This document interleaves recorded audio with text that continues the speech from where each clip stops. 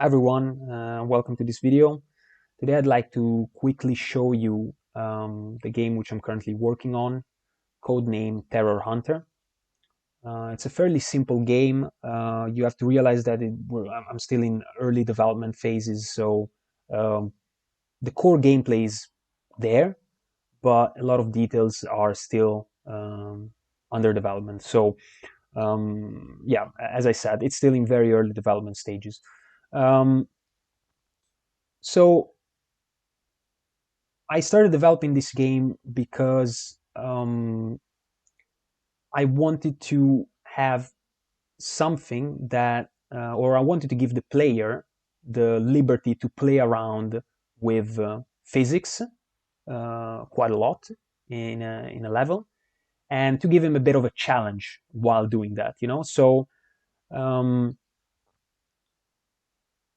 the idea behind this game is fairly simple. The player doesn't have many controls. He just has a car, which is represented by this current block on which we are on, as you can see in the video. You get the ready go sign, power gets transmitted to the car, and the objective of the player is to kill every single mannequin in the scene, um, avoid every single obstacle, and reach the finish line. Okay? Now, the idea behind this game is that there are different types of obstacles, okay, and you can see that they're basically color coded. So the first object you see is the light gray object, or the road, you could say. That's just a static object which you can go on or run on, um, and it's used, of course, just to allow the player to propel the car. Then we have the dark gray objects, such as this cube in the middle and the walls on the sides. These are static objects which cannot be hit.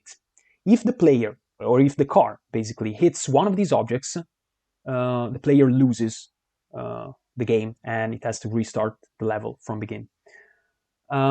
Finally, we have these blue objects, which are the interactable objects. Now, some of these objects, all these objects interact with the in-game physics, and some of them are useless, such as these posts. These are posts just to indicate the finish line. You can interact with them, you can destroy them, but they're kind of useless.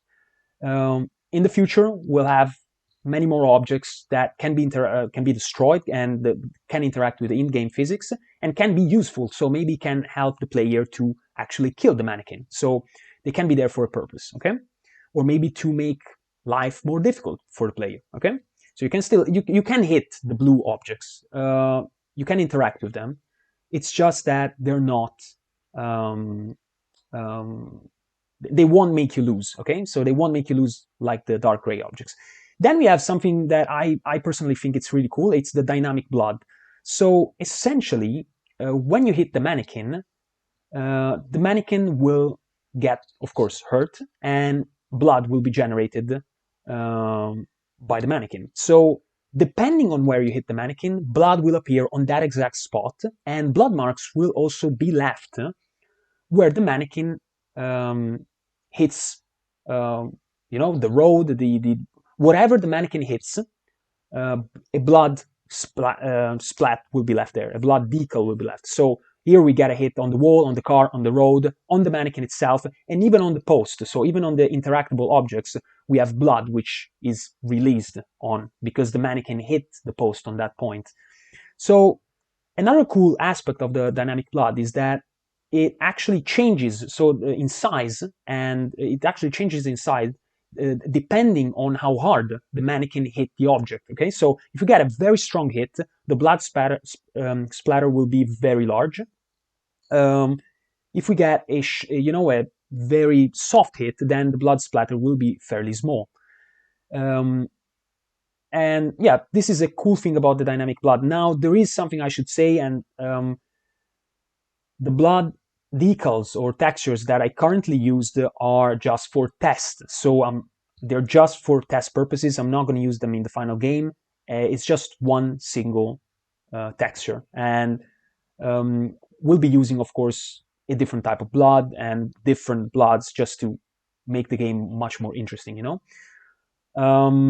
So this, again, this is just a test environment. It's the first level, but it's a test environment. So you can see another demonstration here where I go frame by frame and I show you exactly what I meant by the mannequin hitting the ground or the car. So blood splatters are left, you know, exactly where these hits occur. Uh, Actually, when you hit the mannequin really, really hard, something that I was not able to showcase in this video because I had not hit the mannequin hard enough, um, is that the mannequin will release not only blood splatters, but also blood particles, which is pretty cool. And I will show you this in another video. So if you hit the mannequin really hard on the hand, the mannequin will start, so blood will start being spilled by the end or from the hand of the mannequin. So I think that's also a pretty cool feature, something that I could not manage to show you here just because I was not hitting the mannequin hard enough.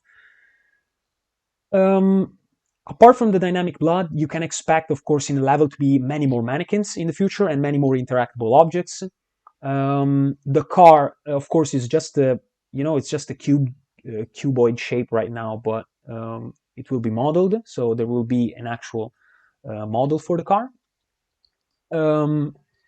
And levels will be just more complex as the player progresses, you know. So that's the general idea for the game.